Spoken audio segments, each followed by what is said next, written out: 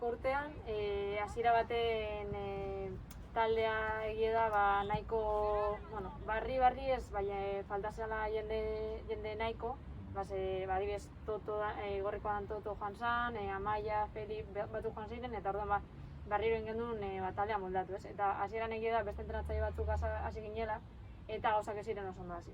Lehenengo buelta nahiko gatza izin zan gutzako, eta orduan etorri ziren entrenatzaile barriek. Bai, gainera taldea zan oso gaztea. Eta hori azkenean nabaritu izan. Eta gero egia da bigarren buelta horretan, buelta emon gendun danari, eta hor ja pila puntu lortu gendun zen, eta horregaz lortu gendun helburu lortzea, ez? Eta hartu gendun, eta irabazi ez, baina mantendu gendun gure kategoria behintzat. Amistosetan jolastu dugu momentuz bi, bat Santanderren berdindu gendun, eta atzo beste bat jolastu gendun Basauriko Kimoen aurka, eta irabazin gendun. Ondino badekogu, adibidez, sabatu honetan badekogu beste amistoso bat, eta datorren astean beste pare bat dekoguz.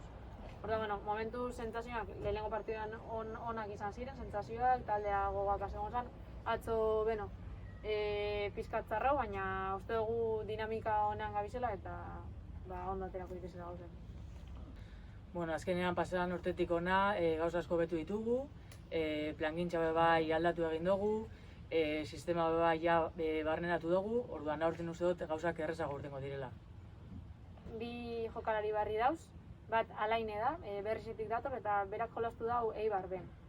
Eta gero beste bat bada June Uriarte, eta hemen jolastutekoa da, baina joan den urtean edo pare bat urte joan zan Bizkerrera, eta ontze buelta ben da. Eta biek asko gaitzen da hori eta alden da. Liga hasten gara iraileko lehenengo asteburuan, lehenengo partida Nueva Montañaren kontra da, eta hemen jolastutzen dugu lehenengoan. Ez dugu jolastu inoiz euren aurka, ikusiko dugu. Urtengo helburuak da liga mantentzea, hori da lehenengoa, eta gero izango da azkenean tabla erditik eta hortik gora alba dugu, bai. Uste dugu izango dela joan den urtekoa baina gogorra. Azken finean, Atletik C taldea igo da, Erreala be badau, Osasuna be badau, eta orduan aurkarik izango dira nahiko gogorra, baina guk jakin behar dugu gure ligan nortu diren gure rival zuzenak, eta horien aurka topera egin.